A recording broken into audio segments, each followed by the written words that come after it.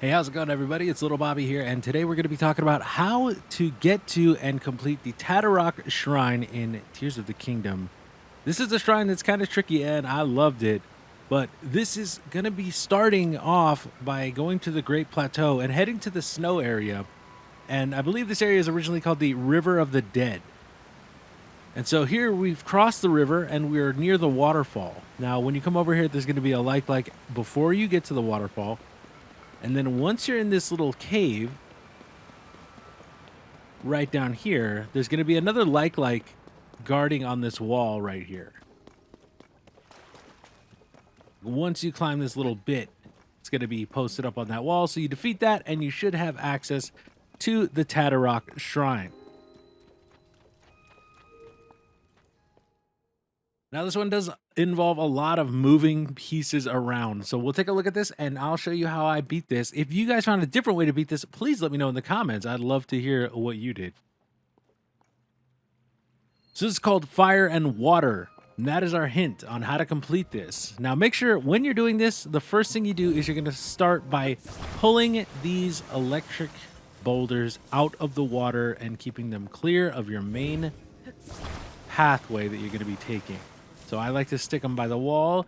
Then we're going to grab this big block and we're just going to push it all the way over. And then we can just swim across now that the water is no longer electrified. Now, this block is going to serve a couple purposes here. We see this ice block falling. We want to let that get all the way melted and then block the fire. Now, first thing you're going to do is take this ice block and you're going to grab it and push it into this corner. So you can go and grab this chest. Easy peasy. Once you've done that, you want to make sure we have this and it remains completely untouched by that fire. We're going to put it on this wall right here, because this is a very important block. That ice block is the only block in this whole shrine that you can climb. Now, we're going to take this big block again and we're going to move it over here. We want to make sure it's straightened out. And we want to put it basically right in the middle of this lava because we're going to have to jump over. Now, we have a wooden box here that burns up. But fortunately, there's a pool of water, so we need it to get there immediately and grab it as soon as it drops and hits the ground, and then put it in the water. Once we do that, we need to keep it clear of these flames so it doesn't catch fire again. We're going to place it there. Jump back on the metal block. Move it over. Right next to our ice block. And then once we've done that, we're going to turn around and pull out the metal block. So now we have every block that we need to finish this puzzle, because our job is to get up there. We can kind of see it. There's a railing. Now there's another electrified metal block. So we're going to take out this boulder and chain again. And we're going to put it over here. Just keep that nice and tucked away so that now we have room to operate. So what I like to do is take this boulder, put it right up here, completely blocking this fire. And if you can, you want to step clear of the electricity and then just put it all the way over. That gives you as much room as possible to operate. Now, what we're going to do is we're going to take this one, put it over here. And again, we cannot climb any of these other blocks. If I try and climb it, Link is unable. But if I use the ice block near it, let's say I use it right here,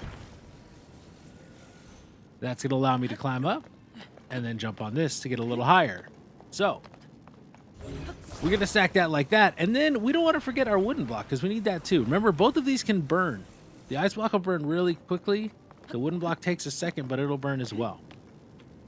Now, we've got these two. We're going to move this ice block up again and put it over here. You see why we didn't want that fire coming out of that corner at all? That ice block would be toast if we did that.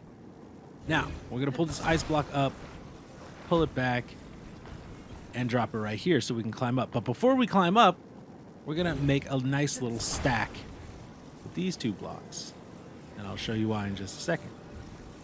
We want to make it as even as possible. Ideally, get it to attach just like that. We're going to climb up here. Now we're going to pull this big stack up and put it safely in the corner. Boom. Once we've done that, we're going to jump on this metal block over here right by the fire, lift the ice block, and attach it right about in the middle of these two blocks.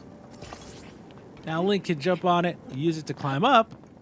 We're going to turn around, detach it from these blocks, and then we're going to reattach it up on top. We want it back all the way into the corner and make sure we attach it as far back as possible so that we don't weigh the stack over. Once we've done that, we just climb up and boom, this is done. You get your light blessing and you're good to go. You got another quarter of the way to a new heart container or stamina vessel. Guys, if this helped you out, leave a like, subscribe for more of these guides and other stuff with Tears of the Kingdom. And let me know, did you find any different way to do this shrine? I love this. It took me a minute to figure out. And I was like, oh, I'm enjoying this challenge. But yeah, let me know down below in the comments, guys. Thank you again for watching today, and I hope to see you soon.